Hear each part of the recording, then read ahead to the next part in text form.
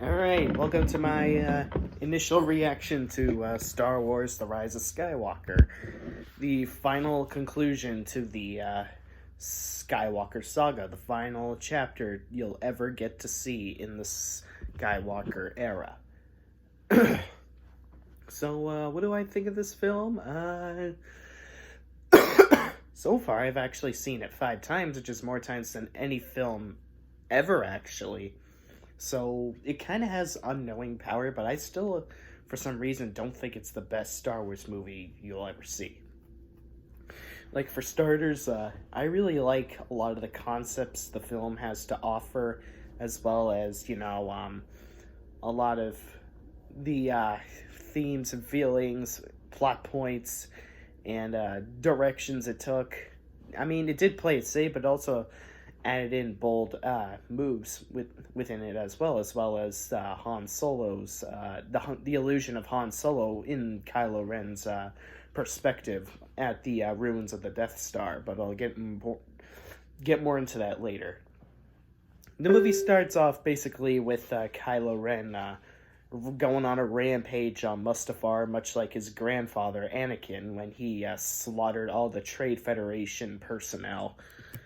But it had trees over time, which is pretty engrossing to say the very least. But they were on Mustafar to find the Wayfinder, which leads to the very hidden planet in the unknown regions where the Emperor has been isolating himself from the rest of the galaxy for decades to build this, however unimaginably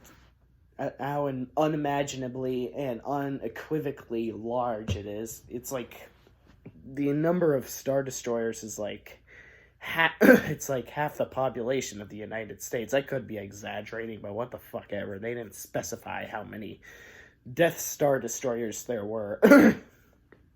So yeah.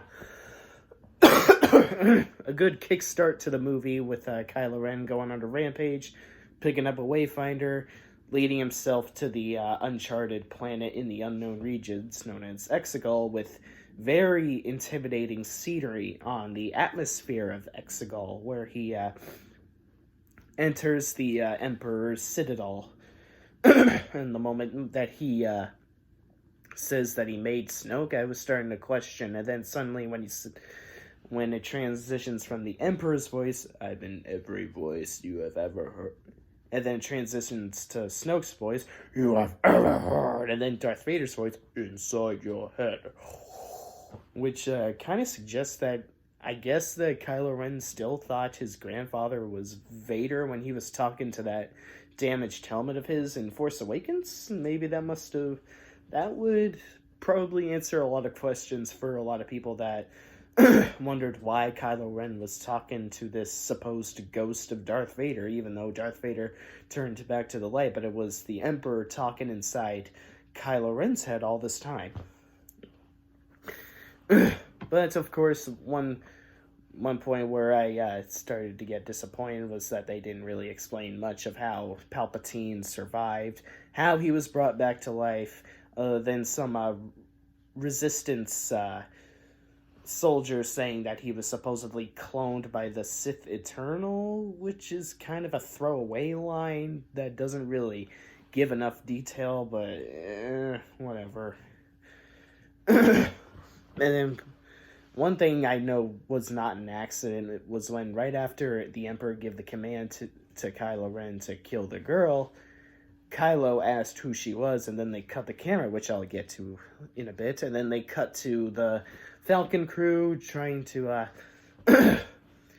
go to that iceberg, billion-year-old iceberg, to acquire data from the First Order spy that revealed the location of, well, not location, but the broadcast of Emperor Palpatine's plan to wipe out every free world planet from the Death Star Destroyers. And then the swarm of TIE fighters come raging towards the Falcon and Finn has a hard time shooting down all the fighters. Oh, no problem, there's a bridge. But then, of course, since there were so many TIE fighters, Poe decides to pull off a stunt we've never seen in Star Wars films before, and that is light speed skipping. And not gonna lie, I thought that second planet that they light speed skipped to was Bespin, but apparently it was something else, which is kind of why I felt excited rather a second time when at the end of the film when the Star Destroyer was falling down behind the Cloud City structure on Bespin. Spoiler alert, by the way. And then we cut to Rey doing her training course, but of course she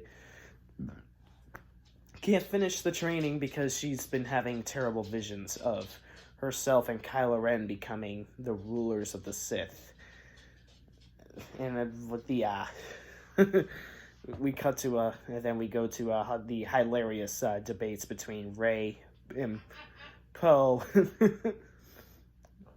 Of Rey is upset with Poe for light speed skipping the Falcon to the point where it got on fire, and of course Poe yells at Rey for damaging BB-8.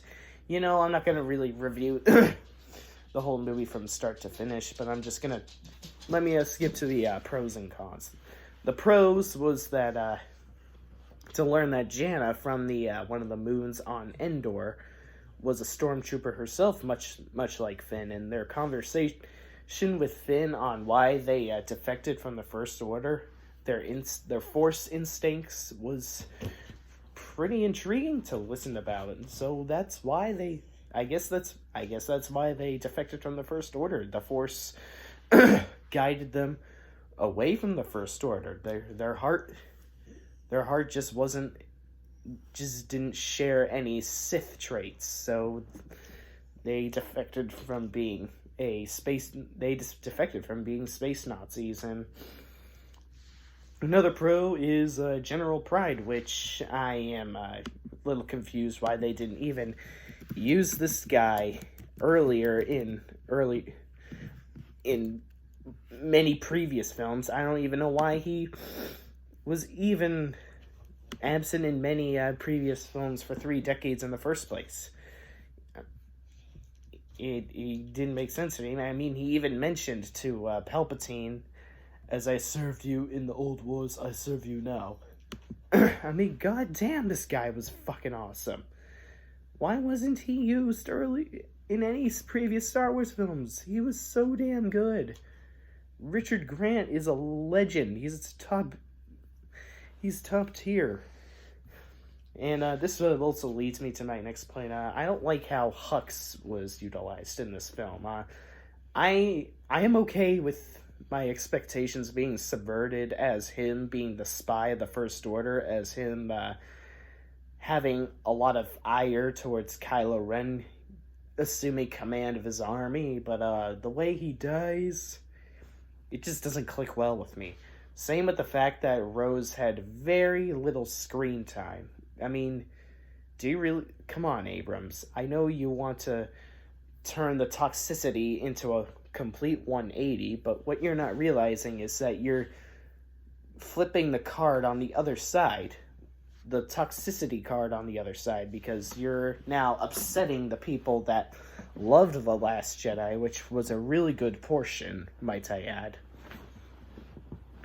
I mean, the hate mongers aren't going to be pleased with what directions you take with the movie anyway, so why exactly would you want to try and please those fans in the first place? I mean, those losers are never going to be pleased, ever. Anyways, they always try to...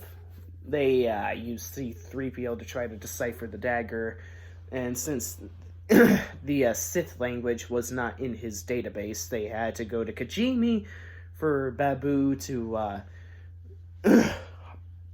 really hack into C-3PO's memory, and then when they got C-3PO to translate the language, they, of course, when they got C-3PO to speak the Sith language, well, not speak Sith, but decipher the Sith language on the dagger,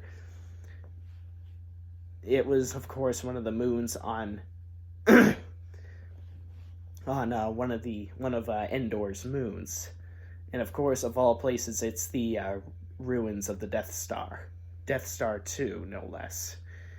And of course, it was right behind the doors of Palpatine's former throne room.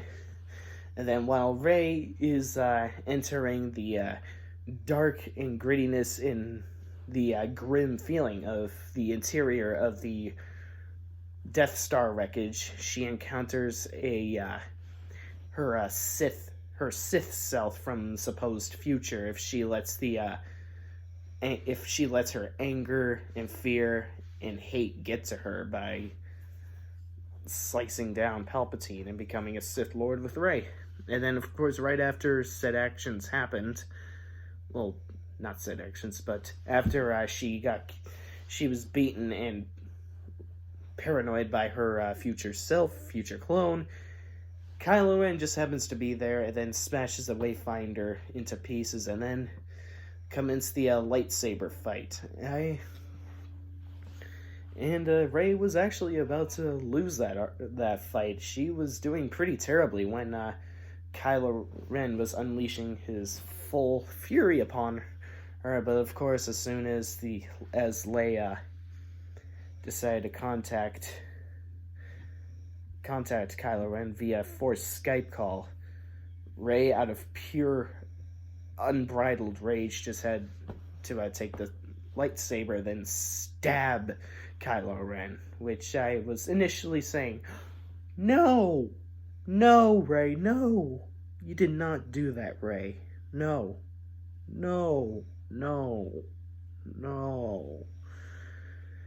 I was really scared that Kylo was gonna die, but luckily, because of the updated Force features, she in time healed Kylo Ren. And I'm glad that they managed to do something with the limited amount of technology they had to use with Princess Leia. Because, of course, Carrie Fisher unfortunately passed away back in December 28th, I think it was, in 2016.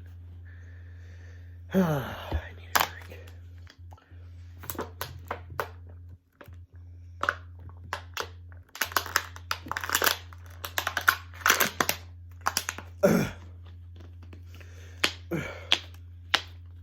I know a lot of people thought it was pretty banal of having the Emperor or Sith Eternal have a huge empire of Sith Star Destroyers, Imperial-looking Star Destroyers, but at least the intimidation is earned, and at least I felt very spine-chilled just looking at the scenery. And just hearing that, as soon as they were about to descend in the skies, always gave me chills. Like, God, that's even as spine-chilling and earring as the Geiger counter. You know, the noise you never normally hear when you're ambulating the wastelands of Chernobyl. Yeah, that. There's a lot I could say about this movie, but I'd say it'll become classic with many years to come. But I would hope at least a lot of people are happy that they got an explanation of Snoke's origins. But of course, let me rewind it a little on the Pisana sequence. After a little fun sequence of the speeder chase, Rey pulls off one of the biggest stunt moves we've ever seen in Star Wars by doing a backflip and slicing Kylo Ren's TIE fighter in slicing Kylo Ren's TIE fighter wing off, and then Kylo Ren's TIE fighter explodes to smithereens, but somehow Kylo Ren survived. I mean, if we were to see Kylo Ren jump out of the cockpit, I would have taken it, but it just kind of like, whatever. It's not really something that's worthy of nitpicking about. And as soon as Chewbacca was arrested, because he was in possession of the dagger, Rey, who sorry, I can't speak very well at 9 p.m. When the First Order transport was taken off, that transport was presumed of where Chewie was held captive, and so Rey tries to pull the transport back, and of course, much like the sequence of when Kylo and Rey did tug of war on the supremacy, they were trying to wrestle of, like, give me that transport! No, it's mine! No, it's my Chewie! Well, it's my transport! And of course, out of thin air, Rey shoots Force lightning at the transport, and then, of course, me and my friend Zach Rogers were in deep shock and awe. We thought that was the death of Chewie, and holy shit, we were in grief. We were like, how the fuck? But that, how? Force lightning? Does Rey really have raw strength to this degree? How? What the fuck is going on here? Force healing? Force lightning? What the fuck? Luckily, it was only a fake out, as we see that Chewbacca was held captive on one of the Star Destroyers. And so as a way of mission briefing of discussing what their plans are going to be, they camp out in the middle of some Star Destroyers off on the ship that Rey's parents supposedly took off with, as seen in a flashback in The Force Awakens, as well as this movie. And then there's a lot to say, but let's fast forward to the part where when Rey and Kylo Ren were Skype calling via Force, when they clashed lightsabers because Kylo Ren kept taunting Rey to throw her unbridled rage at him, because Kylo Ren knows the truth. Rey just can't stand it when Kylo yanks her chain. Rey, just out of pure hatred, as the Emperor would have wanted, keep in mind, Emperor wants that, just unleashes her full lightsaber combat towards Kylo Ren, slashes the stand, holding up Darth Vader's helmet, and as many moments later, Kylo reveals to Rey that she is the granddaughter of Palpatine. Her father is the son of Palpatine, which also begs the question, when exactly did Palpatine have a secret son? Did he have a son when he was old as hell in the prequel trilogy? How old was he when he had that son? It just kind of felt like a throwaway line. Like, I'm kind of confused. Like, when exactly did Palpatine have a son? I don't get it. Like, how old was his son? That just kind of felt really random to me. I mean, I'm not against the idea of Rey being the granddaughter of arguably the most powerful Sith in Star Wars, but when exactly did Palpatine have a son? It just feels more like it just feels so tacked on to me. But hey, I'm not gonna really dwell on it, but I do find it interesting how Rey does share the power of her grandfather, Palpatine. She was obviously Luke's daughter, says half the fan base, but as it turns out, from the plethora of theories about who Rey's lineage was, it turns out that Palpatine being the grandfather of Rey was true. So there's their bone that they can chew on. let's fast forward to the part where Kylo Ren has an illusion of Han Solo. That moment was the turning point of Kylo Ren's arc. That was the moment he was turning back to the light. A lot of people say that Luke, Leia, and Han's sacrifices in the original trilogy were for nothing, and that they should have done more in the sequel trilogy. Well, listen. Here's the thing. If Leia, Han, and Luke didn't contribute to the journeys of Rey and Ben Solo, the war would have been lost.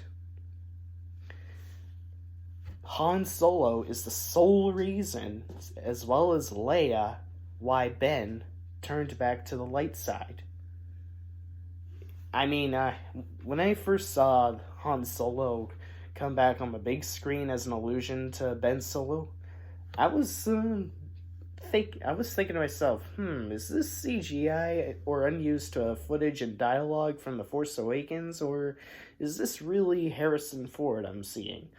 I also want to know how huge Han Solo's paycheck really was. I really, really do want to know. I mean, that was a pretty bold move of bringing back Han Solo as an allusion to Kylo Ren, I must say.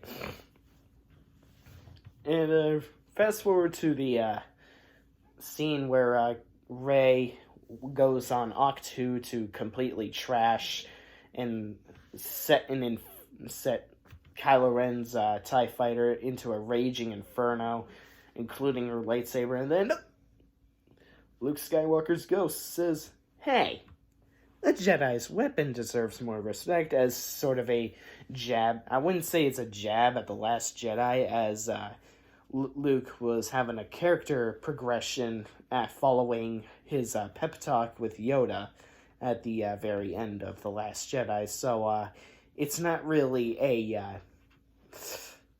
it's not really undoing Rian Johnson's damage he's done to the Star Wars sequel trilogy or Star Wars as a whole, but more so solidifying Luke Skywalker's character arc.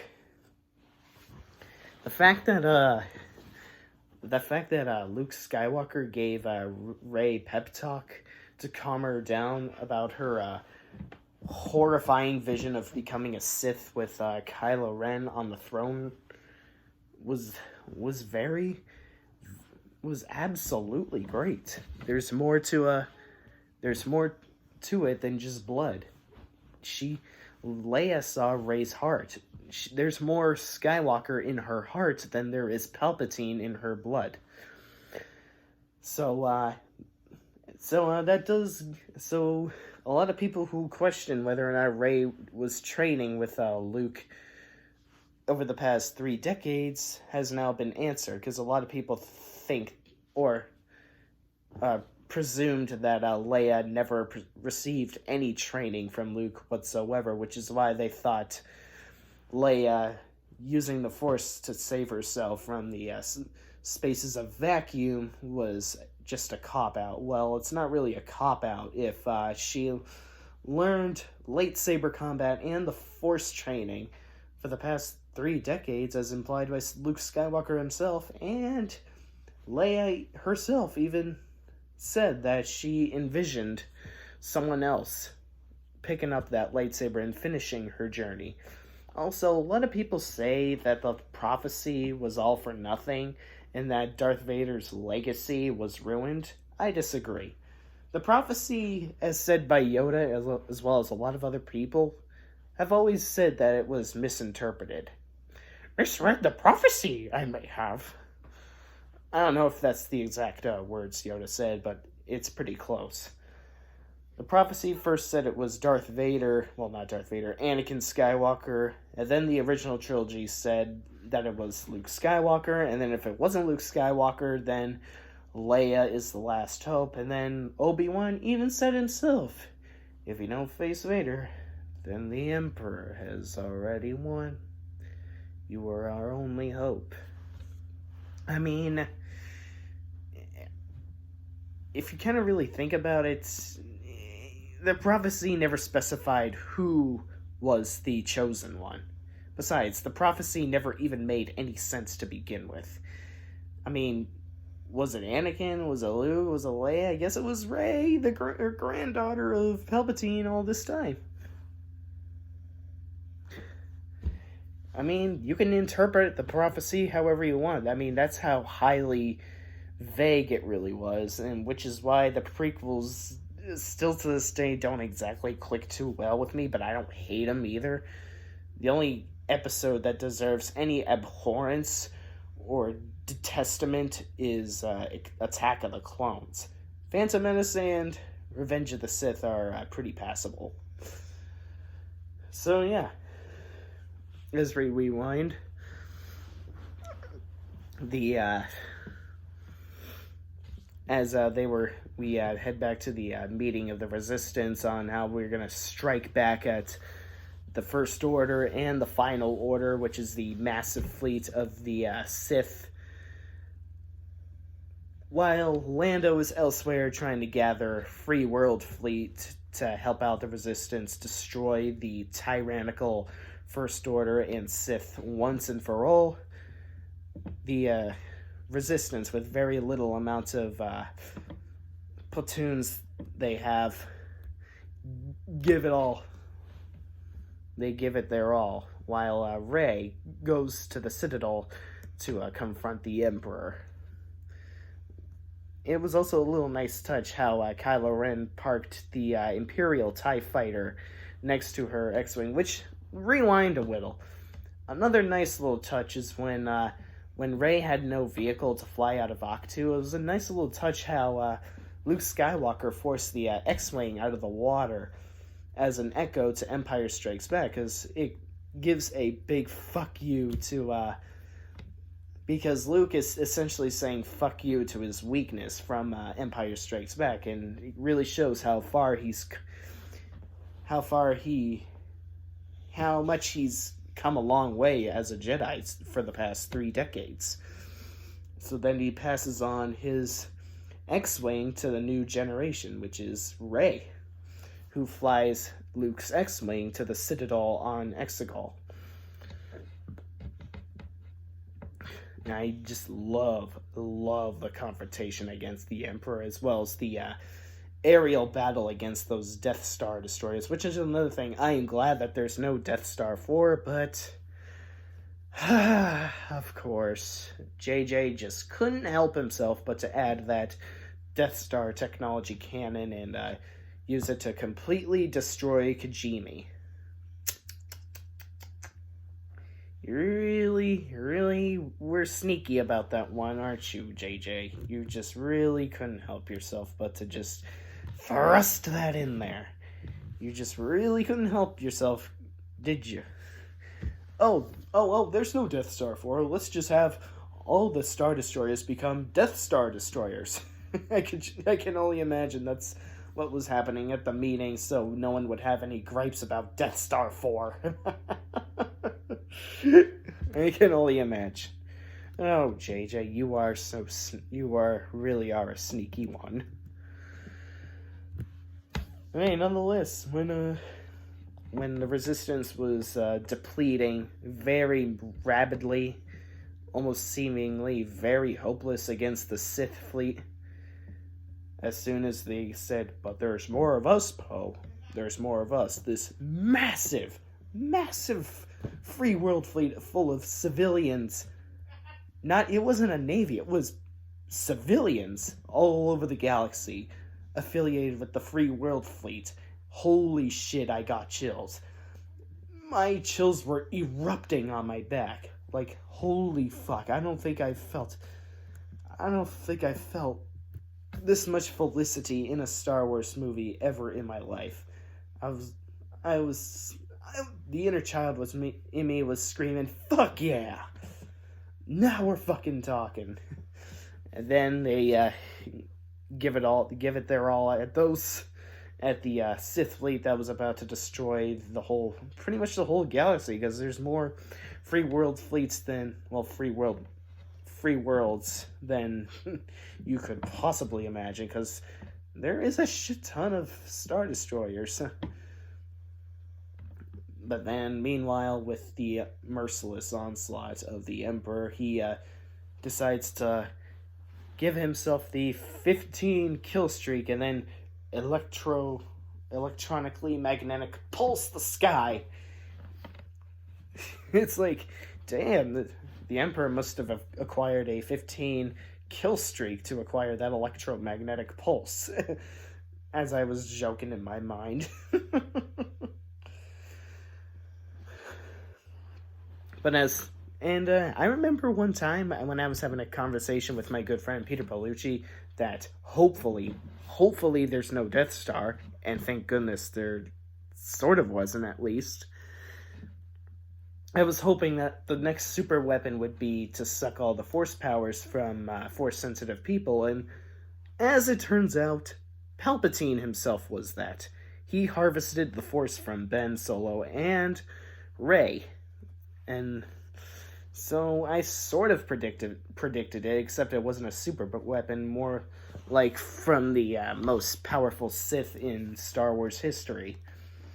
And as soon as both the Resistance, Ben Solo, and Rey were seemingly helpless, Rey, at presumably her final moments, was whispering very softly, "Be with me.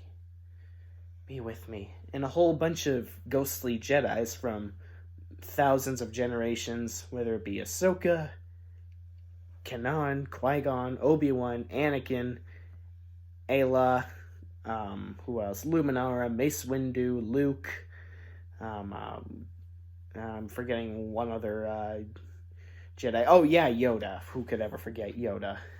That part was my favorite part of in the entire movie.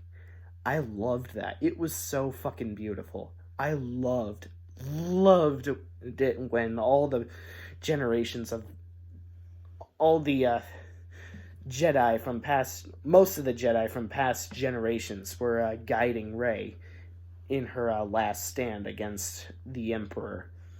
And then the next part, actually I don't remember if that was before or after, when the Emperor, out of extreme hatred and with a furious grudge against the Skywalker family, said this: "You will be the last Skywalker," and then force pushes Ben Solo off a cliff, presumably killing him. But as soon as Rey picks up Leia's lightsaber, she completely blocks the Force lightning from the Emperor, and then the Emperor's theme starts to ramp up, creating a lot of tension and intensity. And then he picks up Luke's lightsaber, both the siblings' lightsabers, and then with enough strength and power, she wipes the Emperor from existence, which I honestly thought was the most badass thing ever. A lot of people say that, "Oh, come on! That's unrealistic. How could she just block the Force lightning?" Did you not see Revenge of the Sith when Mace Windu blocked the Force lightning from Palpatine? Like, come on. Watch your Star Wars.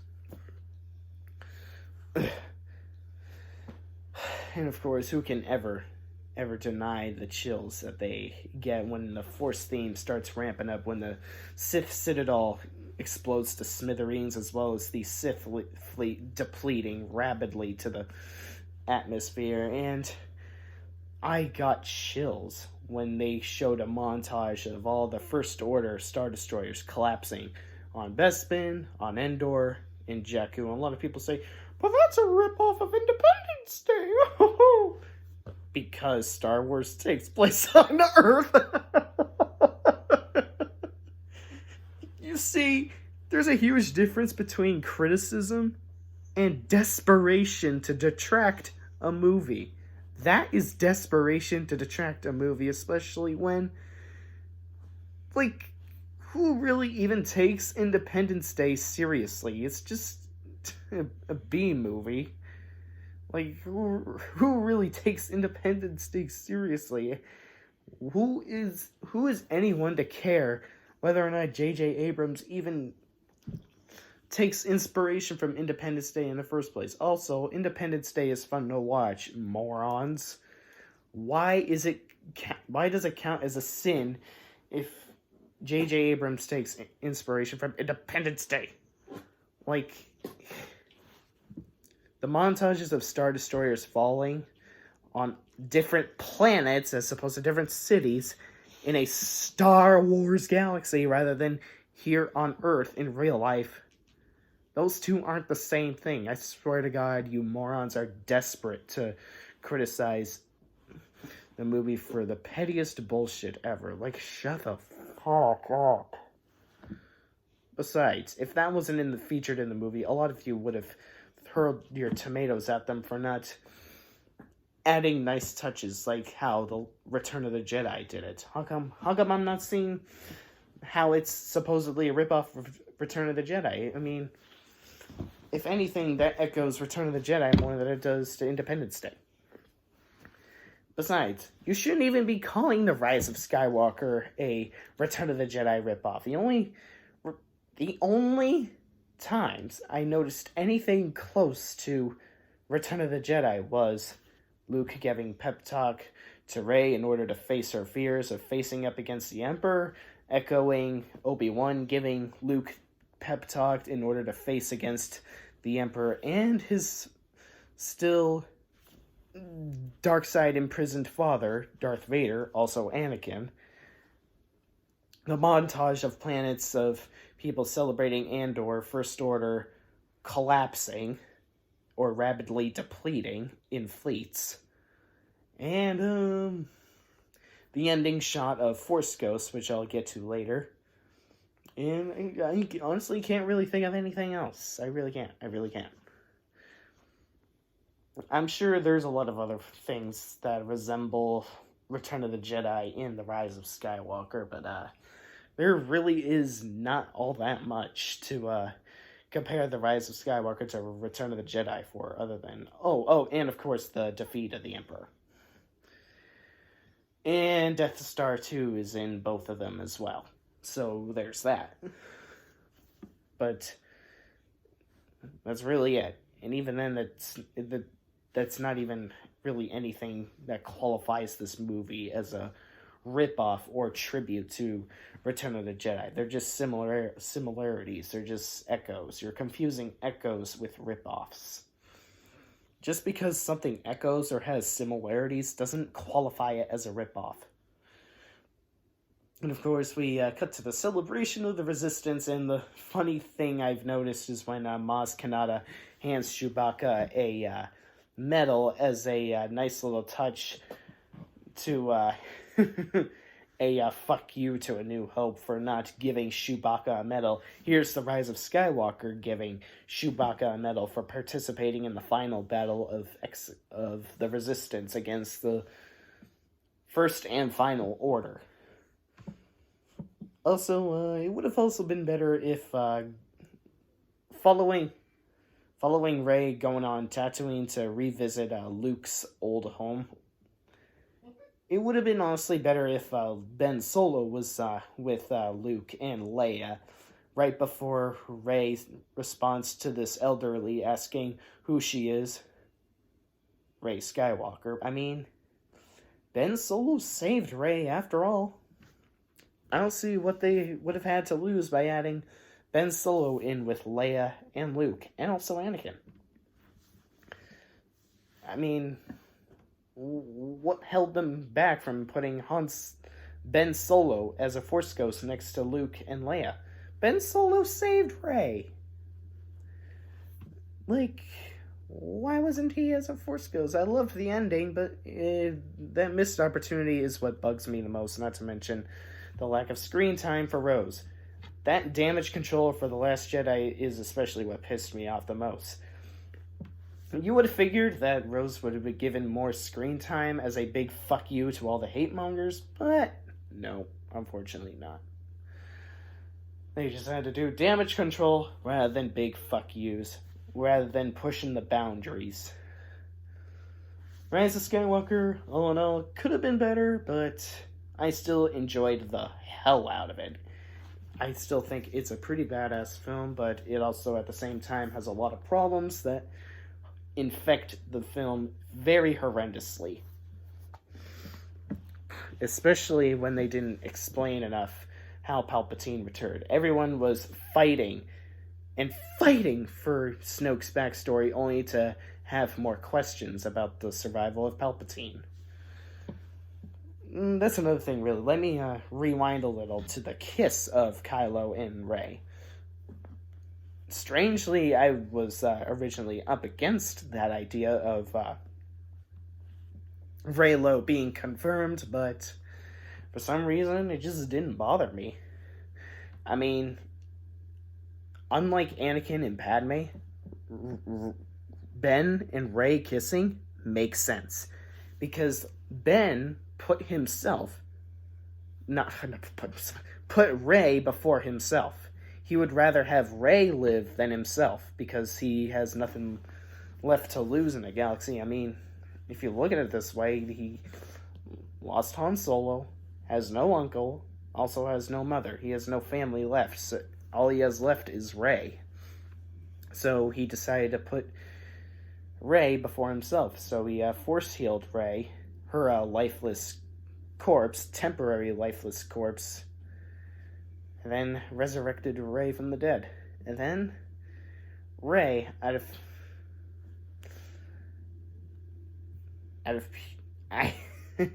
asks if Ben was really Ben, and then they both smiled and then kissed. And then after said actions were done, Ben sadly falls down on the ground, dead.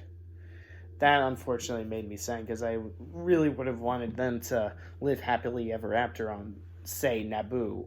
But unfortunately, no. Kylo Ren's death made me sad, to be very honest. But hey, the Reylos have their bones to chew on. More on the Anakin and Padme stuff. If you really think their relationship makes more sense than Ben and Rey kissing, think about it. If you were in Padme's shoes, would you really want to go out with someone who supports fascism, inappropriately touches you, admits you commit mass murder against women and children, bringing a corpse home, winds you out, blames everything on his teacher when it's never their teacher's fault, and so on and so on? Is that what you find quality in a man, or any person at all? No. That's why Attack of the Clones, to this day, is the most abysmal Star Wars film of all time. I think it's even as low as the Holiday Special on my list. And I'm not exaggerating at all. That romance is the worst romance I've ever seen in any cinema film ever. It's even worse than Twilight, for fuck's sake. And a lot of people are still going to say, oh, at least the prequels were original and inventive. Get that shit out of here. Just because a film is original, it doesn't mean that it's better. Is the Emoji Movie better than any movie beforehand just because it's original? Just because there's never been a movie about emojis? Stop using that excuse to be apologetic towards the prequels. I mean, I don't hate the prequels, but I just cringe like all hell how everyone worships the prequels as just as much of a high pedestal as the originals, solely because that they were original. Never mind that it had arguably the worst romance I've ever seen in any film in the history of ever at all. Even worse than the Twilight series, not gonna lie at all. I cringe like all hell to even this day at that romance.